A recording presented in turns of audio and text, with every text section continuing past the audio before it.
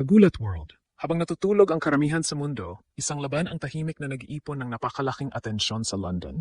Hindi ito Grand Slam final. Hindi rin ito laban ng mga veteranong world champions. Pero sa dami ng usapan online, sa excitement ng mga fans, at sa dami ng Pilipinong nag-abang, parang isa na rin itong championship match. Si Alexandra Ayala ay muling haharap sa Amerikanang si Iva Jovic sa round of 16 ng HSBC Championships sa iconic na Queen's Club sa London. Ito ang rematch na matagal nang hinihintay matapos talunin ni Jovic si Alex sa unang round ng French Open noong nakaraang buwan. Ngunit ibang kuwento na ngayon ang dala ng Filipina star. Mula sa pagkakapanalo sa Birmingham Open hanggang sa dominanteng 6-3, 6-2 victory laban kay Shuai Zhang sa opening round ng Queen's Club, parang nasa pinakamainit na yugto ng kanyang career si Alex. 6 na sunod na panalo, unang grass title, at tumataas bawat araw ang kumpiyansa ng buong tennis world sa kanya. Sa social media, puro suporta ang bumubuhos. Maraming Pilipino ang naniniwalang ito na ang pagkakataon para maipakita ni Ayala na hindi aksidente ang kanyang pag-angat. Samantalang ang kampo ni Jovic naman ay naniniwalang kaya niyang ulitin ang resulta sa Paris. Pero ito ang tanong, kapag grass court ang usapan, pareho pa rin ba ang resulta? O ito na ang gabi kung saan muling gugulatin ni Alex ang buong mundo? Kung may isang salita na naglalarawan sa kasalukuyang estado ni Alex, iyon ay momentum. Hindi basta momentum na galing sa isang magandang panalo lamang.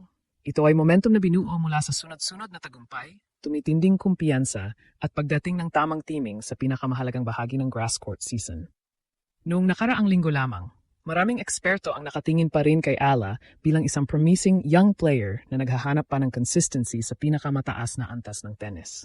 Ngunit matapos ang kanyang kampanya sa Birmingham, biglang nagbago ang usapan. Hindi na siya simpleng prospect. Isa na siyang seryosong banta. Ang Birmingham title ang unang malaking grass court championship ng kanyang professional career.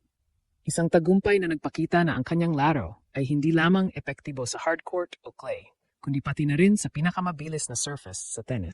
At nang dumating siya sa London para sa HSBC Championships, dala niya ang kumpiyansa ng isang kampiyon.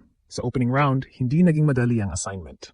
Sa kabilang side ng net ay si Shuai Zhang, isang veterana na maraming beses nang nakaranas ng pinakamalaking entablado sa tennis. Pero mula umpisa hanggang dulo, kontrolado ni Alex ang laban. Ang resulta? 6-3, 6-2. Straight sets, walang drama, walang pag-aalinlangan. Parang malinaw niyang ipinadala ang mensahe sa buong tournament. Hindi ako nandito para makilahok lang. Nandito ako para manalo. Ngayon naman ay mas malaking hamon ang naghihintay. Si Iva Jovic. Isang manlalarong kilala sa kanyang composure, consistency, at kakayahang kontrolin ang baseline exchanges. At higit sa lahat, siya ang isa sa mga huling manlalarong nakatalo kay Alex sa isang major tournament. Sa French Open, si Jovic ang tumapos sa kampanya ng Filipina star sa straight set. Masakit yon. Hindi lamang dahil sa pagkatalo, Kundi dahil ipinakita ni Jovic no na kaya niyang pigilan ang agresibong estilo ni Alex. Ngunit ngayon, ibang kuwento na ang nakasulat. Clay noon, grass ngayon. At sa tennis, minsan isang pagbago lamang ng surface ang kayang bumaligtad ng buong narrative. Habang papalapit ang kanilang rematch sa Andy Murray Arena, tumitindi rin ang pananabik ng mga fans. Kaibigan laban sa kaibigan, dating natalo laban sa dating nanalo. At isang quarter-final berth ang nakataya. Ang tanong ngayon, makaganti ba si Alex? Umuling mapapatunayan ni Iva Jovic kung bakit siya kabilang sa pinakamapanganib na racing stars ng US. Ngunit kung isipin nating simpleng rematch lamang ito, baka nagkakamali tayo. Dahil ang laban na ito ay mas malaki pa kaysa sa isang round of 16 match. Ito ay tungkol sa momentum. Ito ay tungkol sa reputasyon. At higit sa lahat, ito ay tungkol sa kung gaano kalayo na ang narating ni Alex mula noong pagkatalo niya kay Iva Jovic sa French Open. Noong clay season, maraming analyst ang nagsabing mas komportable si Jovic sa mahabang rallies. Kapag tumatagal ang palitan ng bola, lalong lumalakas ang kanyang kumpiyansa. Mahusay siyang maghintay ng tamang pagkataon bago umatake. Isa siyang player na bihirang mag-panic kahit nasa ilalim ng pressure. At yun mismo ang naging problema ni Alex sa Paris. Ngunit ngayong nasa damuhan na sila ng Queen's Club, ibang klaseng laban ang naghihintay. Ang grass court ay hindi kasing pasensyoso ng clay. Mas mabilis ang bola, mas mababa ang bounce, mas kaunti ang oras para mag-isip. At dito nagiging mapanganib si Alex. Sa nakaraang ilang linggo, kitang-kita ang pagbabago sa kanyang laro.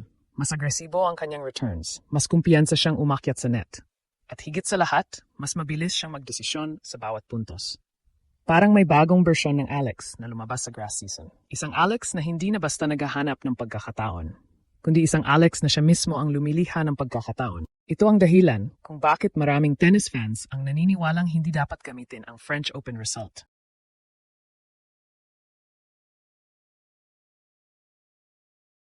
Bilang sukatan ng magiging resulta sa London, magkaiba ang sitwasyon, magkaibang surface, magkaibang momentum, magkaibang Alex.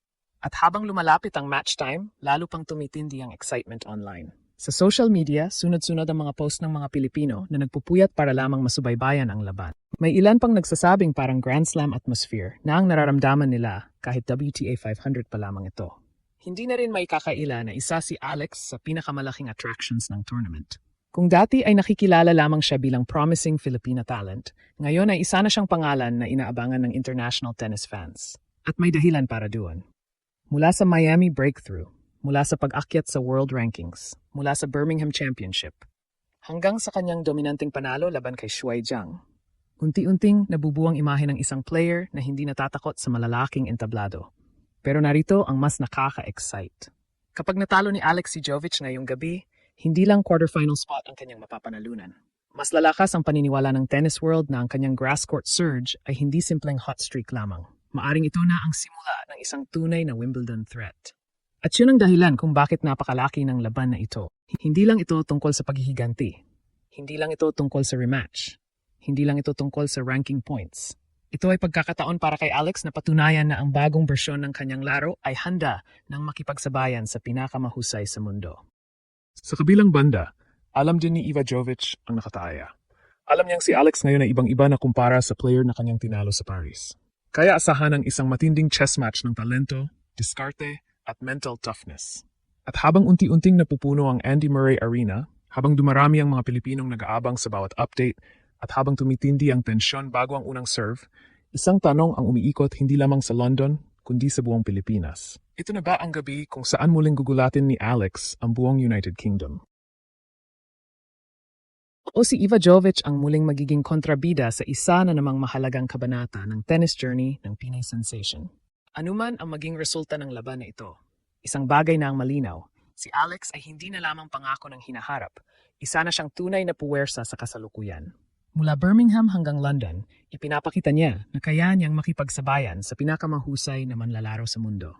Ngunit kung magtagumpay siya lababan kay Iva Jovic, mas lalong lalakas ang usapan tungkol sa kanyang tsansa sa Wimbledon at posibleng pag-akyat pa sa world rankings. At habang milyon-milyong Pilipino ang nakatutok at sumusuporta, dala ni Alex hindi lamang ang kanyang raketa, kundi ang pag-asa ng isang bansang gustong makita ang isang kababayan na gumawa ng kasaysayan sa world tennis. Kaya ngayong gabi, nakatingin ang London, nakatingin ang Amerika, nakatingin ang buong mundo. Ang tanong, si Iva Jovic na naman ba ang haharang o si Alexandra Ayala na ang susunod na gugulat sa buong tennis world?